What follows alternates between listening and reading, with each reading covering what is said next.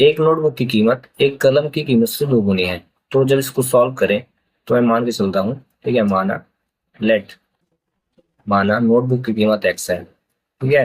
Notebook की जो कीमत है वो नोटबुक की कीमत को मैं मान लेता हूँ एक्स, और कलम की कीमत को मान लूंगा बाई। कलम की कीमत कितनी हो जाएगी, बाई। ये क्वेश्चन 4.1 का पहला क्वेश्चन है, ठीक है। अब देन इसके बाद प्रश्नानुसार करेंगे, एज पर क्वेश्चन, प्रश्नानुसार, ठीक है ना। एक्स लिखेंगे, बाई लिखेंगे। बोला क्या है, जो नोटबुक है ना वो कलम का ट्वाइस है, दो गुना, तो दो का गुना कर देंगे, 2y। इसके बाद बाई को अंदर लाए तो x-2y इज इक्वल टू 0। बस यही इस क्वेश्चन का करेक्ट आंसर है, ठीक ना। बोला ना दो चरों वाले एक रैखिक समीकरण जिसकी पावर 1 होती, ठीक ना। याद रखना क्या, रैखिक समीकरण की उच्चतम घात कितनी होती, 1 होती, ठीक ना। यहाँ पे देखो रैखिक समीकरण, इनकी पावर जो है 1, यानी x की पावर 1 है, y की भी पावर 1 है। साथ ही साथ क्या बोला था, दो चरों वाला, दो चर मतलब 2 वेरिएबल, यानी x और y, ठीक है। ये फर्स्ट वेरिएबल और ये सेकंड। इस प्रकार ये क्वेश्चन वो कंप्लीट, ठीक है। समीकरण x बराबर 4y के कोई दो हल ज्ञात करना है, ठीक ना। ये 4.2 से क्वेश्चन आया है, ठीक है।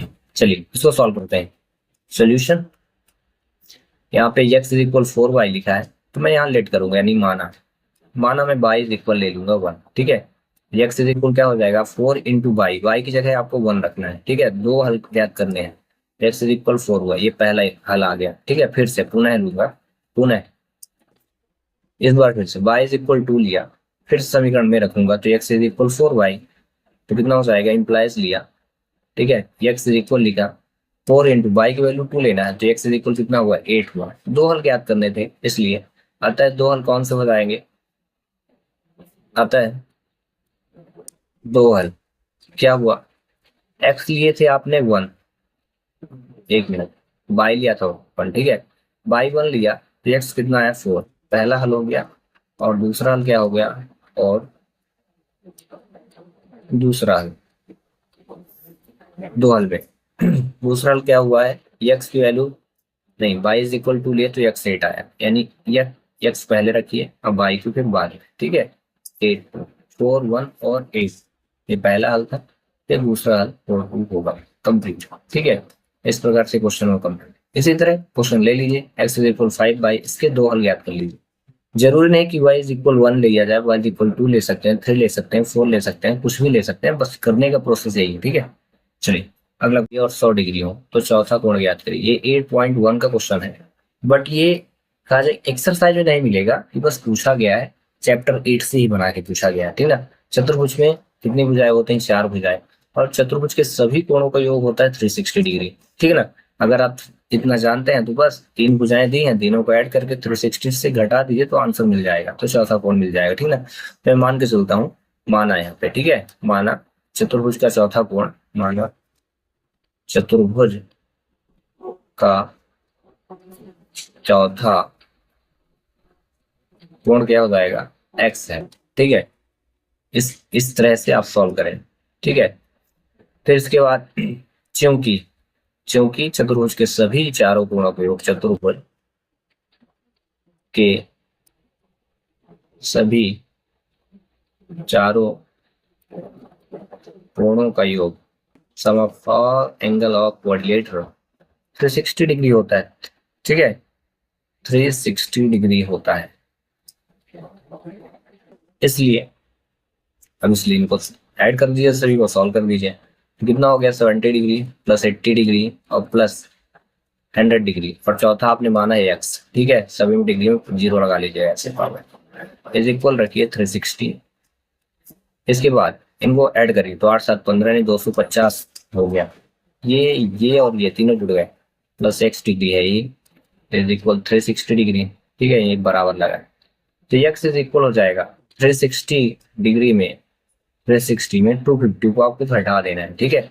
और जैसे ही आप घटाएंगे तो आंसर की प्राप्ति होगी, तो 0, 5, 1, 110 डिग्री इसका करेक्ट आंसर हुआ।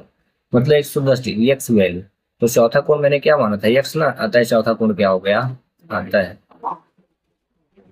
चौथा कोण कितना होगा, 110 डिग्री होगा। Therefore, the fourth angle will be what 110 degree. ठीक है, इस प्रकार एक क्वेश्चन हुआ।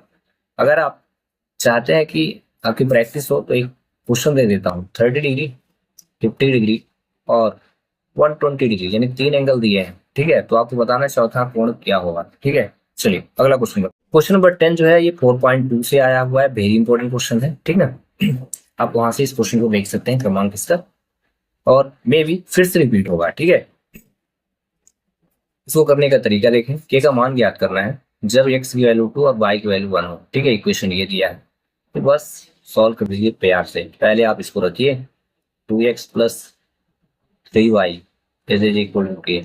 जहां पे x है ना वहां 2 रखना, दिया है और दिया है यहाँ पे लिख दो। दिया है, क्या दिया है, x इज इक्वल टू और y इज इक्वल 1 रखना है, बस रख दो मुन्ना। 2 इंटू करना x की वैल्यू 2, 2 ये 2 है, हाँ 2, और प्लस लिखना 3 इंटू ये y है, थोड़ा अच्छे से बना देना, y की वैल्यू 1 इज इक्वल टू के। बस 2 2 जा 4 गुना करिए, 3 1 कम 3 गुना करिए के, तो 4 कितना हुआ 7, तो के इज इक्वल कितना हुआ 7। यही इस क्वेश्चन का करेक्ट आंसर है। और इस प्रकार ये भी क्वेश्चन हुआ कंप्लीट। ठीक है, 4 चैप्टर है 4.2 से, फिर से रिपीट कर देता हूँ। ठीक है, इसी तरह एक क्वेश्चन में दे देता हूँ कि x इज इक्वल अगर 3 हो और y इज इक्वल -1 हो, तो बताइए 3x plus 2y is equal के का मान क्या होगा भाई। चलो बता दो।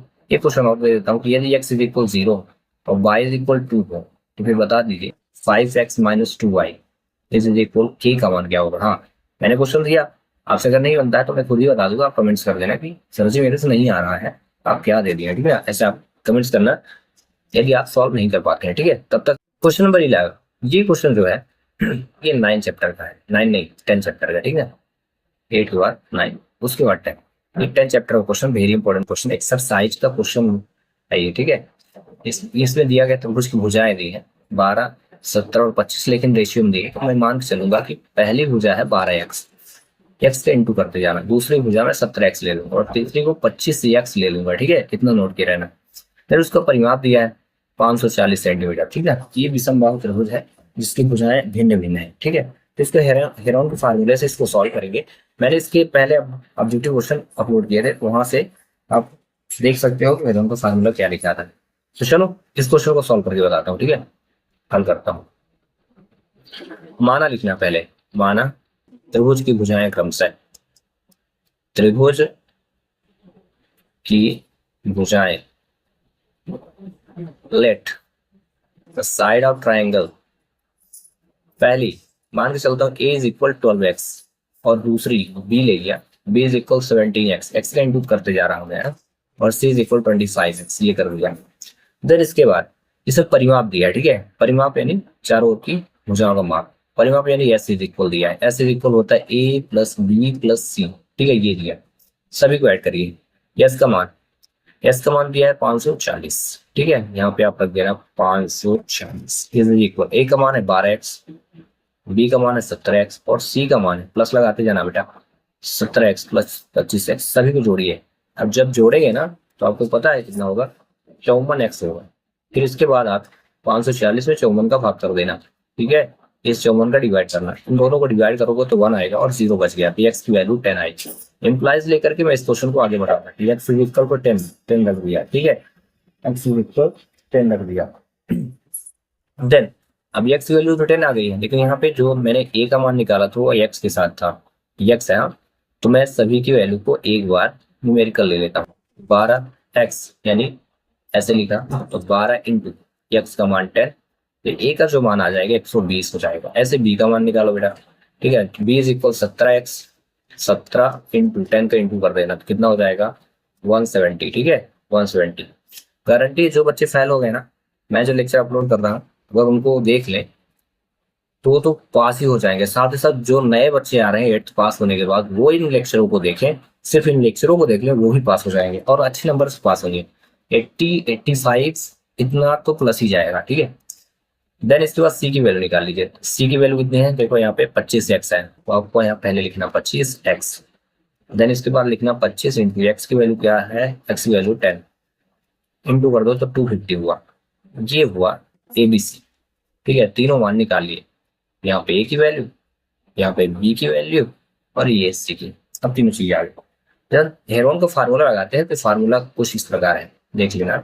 S is equal under root S bracket S minus A bracket S minus B और ब्रैकेट एस माइनस सी होता है। यस जो है ना अर्ध परिमाप, ठीक है, यहाँ पे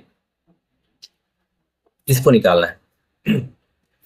अब जब इसको निकालेंगे तो इसका फार्मूला होता है S is equal A plus B plus C upon two होता है, ठीक है। ये निकालना है, वो परिमाप कुल परिमाप दिया था, ठीक है। कुल परिमाप में अपॉन टू नहीं लगाते हैं, ठीक है, इतना लिखा। जब अर्ध परिमाप मतलब अर्ध परिमाप निकालेंगे तो चलो इसको निकाल लेते हैं अपॉन टू करके, ठीक है। ये ए की वैल्यू 120 रखेंगे आप, बी का जो मान है उस 170 रखेंगे और सी का मान क्या है 250 ऐसे अपॉन में टू। जब आप सभी को जोड़ेंगे ना तो 540 आया। और 540 में जैसे ही आपने टू का डिवाइड किया तो ऐसे इक्वल कितना हुआ 27 270। एस का मान आ गया। अब वही त्रिभुज का क्षेत्रफल, यहाँ एस नहीं, यहाँ त्रिभुज का क्षेत्रफल लिखेंगे आप। त्रिभुज का क्षेत्रफल यस नहीं, यस तो अंदर बस रहेगा। त्रिभुज का क्षेत्रफल बराबर फार्मूला का ये आंसर की प्राप्ति होगी। तो यस की जगह आपको रखना 270, फिर से 270 माइनस ए का मान, ए का मान कितना है देख लो, ए का मान 120 तो आप यहाँ पे रखो 120, फिर से 270 माइनस बी का मान ये है 170 तो आप यहाँ रख देना 170, ठीक है। इसी प्रकार से आगे हम बढ़ेंगे, सी के मान पे है तो 270 और माइनस सी का मान है कितना 250, ठीक है 250। अब सभी को सब्ट्रैक्ट करके क्वेश्चन को आगे सॉल्व करें, ठीक है।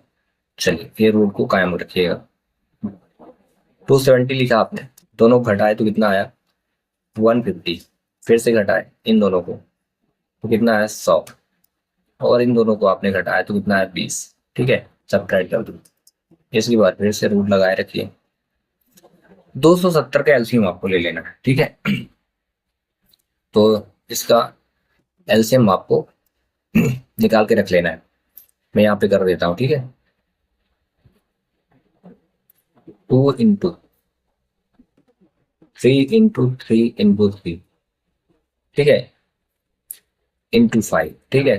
2 3 6 3 18 5 90 9 3 27 270 एलसीएम निकाल लेना। इसके बाद 150 का एलसीएम आपको निकालना है, ऐसे भी आप ऐसे निकाल सकते हो, ठीक है। ये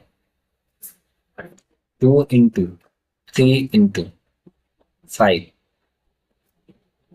इंटू 5, ठीक है। ये 2 3 6 5 30 50 150 होता है, ऐसे 100 का एलसीएम निकाल लो आप। 100 10 दाम 100 यानी 2 इंटू 2, इसके बाद 5 इंटू 5 होगा, ऐसे 20 का तो 2 इंटू 5, ठीक है। सब ये रूट के अंदर रहेगा, ठीक है। थोड़ा मैं यहाँ से लिख लूँ, यहाँ अंदर साइड की ज़्यादा ठीक है। 5 इंटू 5 इंटू 2 इंटू 2 इंटू 5 ये। देन इसके बाद अगला प्रक्रिया क्या है, यहाँ पे आपको बनाना है जोड़ा, पेयर जिसको बोलते हैं, उनको बाहर करना है, ठीक है। ये देखिए एक ये दो लेंगे और एक यहाँ से दो लेंगे, दोनों को जोड़ा बना तो एक दो बाहर आ गया, ऐसे और बनाते जाए बाहर निकालते जाए। एक ये दो एक ये दो, एक दो फिर से बाहर आ गया, जोड़ा बनाइए बाहर निकालिए, एक ये दो और एक ये दो, फिर से एक दो बाहर आ जाएगा। दो वाले कंप्लीट। अब तीन के तो एक ही 3 ये हुआ जोड़े में, 3 बाहर आया, एक ये 3 और इस 3 का जोड़ा बन जाएगा, ये भी बाहर आ जाएगा। और कहीं अगर बने तो उनको भी निकालिए, ठीक है। तीनों कंप्लीट। अब ये 5 पे फिर दो 5 मिल गए तो ये जोड़ा बन गया। एक 5 ये लेंगे और एक ये वाला 5 लेंगे तो एक 5 और बाहर आ जाएगा, और ये दोनों 5 साथ में इनमें से निकल आया। जितना बचा इनका इंटू करिए, 2 दूनी 4, ठीक है, दूनी 8, 3 24, 5 120, 5 12 5 60, यानी 600 पंचे कितना होता है 6 पंचे 30, 3000 और 3000 त्याई होता है 900। ये आपका हो गया 3000 त्याई 900 नहीं 9000, ठीक है। त्रिभुज का क्षेत्रफल कितना हो जाएगा 9000 सेंटीमीटर स्क्वायर, सेंटीमीटर स्क्वायर। इस क्वेश्चन का करेक्ट आंसर यही होगा, ठीक है। और इस प्रकार ये क्वेश्चन हो जाएगा कंप्लीट। ध्यान रखना आया किस चैप्टर से 10 का है, ठीक है। अब आते हैं क्वेश्चन नंबर 12। 6 सेंटीमीटर त्रिज्या और 7 सेंटीमीटर ऊंचाई वाले वृत्तीय शंकु का आयतन ज्ञात करना। पहली बात ध्यान रखो, शंकु का आयतन होता है 1/3 पाई आर स्क्वायर एच। ठीक है, ये होता है। अब इसमें आर का मतलब होता है त्रिज्या और एच का मतलब ऊंचाई। तो यहाँ पे त्रिज्या दी है और ऊंचाई भी दिया है, तो बस पुट कर दीजिए। तो पहले लिखेंगे हम दिया क्या है। ठीक है, चैप्टर कहाँ से आया, तो ये 11 चैप्टर क्वेश्चन है। ठीक है, अब चलिए इसको करते हैं।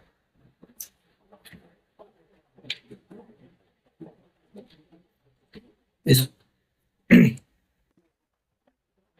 इस चैप्टर में जो भी इंपॉर्टेंट क्वेश्चन उनके फार्मूले भी समरी में दिए हुए हैं, वहां से आप इन क्वेश्चनों के फार्मूले जरूर रट लें। ठीक है, 6 सेंटीमीटर त्रिज्या है, त्रिज्या को आर से व्यक्त करते हैं, तो आर इज इक्वल हुआ 6 सेंटीमीटर।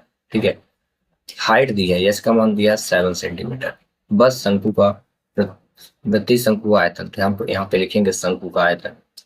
शंकु का आयतन वॉल्यूम ऑफ कोन बोलते हैं, 1/3 पाई आर स्क्वायर एच। ठीक है, तो बस 1/3 रखिए। पाई का मान याद रखना 22/7 होता है। ठीक है, रही बात आर की, तो आर का मान क्या दिया है यहाँ पे देख लो 6, तो आपको 6 लिखना है, उसके ऊपर 2 लिखना है, स्क्वायर बोलते हैं। ठीक है, इंटू एच का मान आपको 7 दिया है, तो आप यहाँ पे 7 रखो। देन अगले स्टेप पे आपको क्या करना है, 1/3 रखना है, 22/7 रखने हैं, इंटू 6 को 2 बार, यानी 6 × 6 × 7, 2 बार रखने का रीजन पावर 2 थी। ठीक है, और यहाँ से 7 से 7 कट गया, इस 3 एकम 3 और 3 दूनी 6 कट गया, जितना बचा ना उनका आपस में इंटू करिए और आंसर की प्राप्ति हुई। ऐसे 22 दूनी 44 हुआ और गुणे 6 किए। ठीक है, इंटू 6, 6 चौको 24 और 6 चौको 26 होता है। रही बात आयतन की, तो वॉल्यूम में पावर 3 लगती है। सेंटीमीटर क्यों आया, क्योंकि क्वेश्चन में दिया था यूनिट सेंटीमीटर। ठीक है, इस प्रकार ये क्वेश्चन को कंप्लीट। चलिए मिलता जुलता एक क्वेश्चन में देता हूं कि अगर त्रिज्या, ठीक है ध्यान रखिएगा, 10 सेंटीमीटर हो और ऊंचाई यानी एच का मान अगर 14 सेंटीमीटर हो, तो बताइए शंकु का आयतन क्या हो सकता है। ठीक है, जो क्वेश्चन है बताइए कि निम्नलिखित हलों में से कौन समीकरण 2x+4 के हल है और कौन से हल नहीं है। ठीक है, ये क्वेश्चन 4.2 का है। ठीक है, तो इस क्वेश्चन को सॉल्व करना है इस प्रकार से, 2x + y = 4। ठीक है, ध्यान रखिएगा, ये जो पहली वैल्यू होती है वो x की, दूसरी y, फिर से x और ये क्या हो y, फिर से x और क्या हुआ y। हम सभी को 1 by 1 करके चेक करेंगे। ठीक ना, जब यहाँ लिखेंगे, जब दिया क्या है, पहले 0,4 दिया है। ठीक है, 0,4 का मतलब है x = 0 और y = 4। अब इस इक्वेशन में x की जगह 0 रखना, y = 4 रखना। इनको सॉल्व करने पे अगर 4 आता है तो ये हल है, नहीं तो नहीं है। ठीक है, तो 2x + y = 4, x की वैल्यू आपने रखा 0। ठीक है, प्लस y का मान रखा 4 = 4। 2 का इंटू 0 तो 0 + 4 = 4, 4 = 4, दोनों इक्वल आ गए ना। अतः 0,4 जो है इस समीकरण का हल होगा, ये पहला। ठीक है, अगला ऐसे चेक कर लेते हैं। ठीक है, फिर से जब 4 0 यानी x = 4 रखना है और y = इस बार 0 रखना है, फिर से इक्वेशन को उठाइए, एंड 2x + y = 4 हुआ, तो 2 × x का मान 4 प्लस y का मान 0 रखना है, = 4, तो 2 4 = 8 प्लस 0 = 4, तो 8 = 4 बराबर है क्या, नहीं, डज नॉट इक्वल। ठीक है, ये दोनों बराबर नहीं, मतलब ये कंफर्म हुआ कि ये जो वैल्यू 4 0 इसका समीकरण का हल नहीं। ऐसे अगले को चेक करेंगे, जब करके, जब 1 3 लेंगे यानी x का मान 1 लेंगे और y = 3, फिर से इक्वेशन पे पुट करेंगे, 2x + y = 4, तो 2 × x का मान हुआ 1 प्लस y का मान हुआ 3 = 4, 2 + 3 = 4, तो 3 और 2 होता है 5 = 4। क्या एक दूसरे के बराबर है, नहीं है। अतः 5 और 4 बराबर नहीं, तो ये भी श्योर हुआ कि ये जो है समीकरण का हल नहीं है, ये भी समीकरण का हल नहीं है, बट ये जो है 0,4 समीकरण का हल है। तो आप लास्ट पे लिख दें कौन से नहीं है, लिखना है। ठीक है, कौन से नहीं है, तो यहाँ लिखना है 4 0 और अतः 4 0 और 1 3 समीकरण का हल नहीं, समीकरण का हल नहीं है, बस फिनिश। ठीक है, क्वेश्चन नंबर 13 का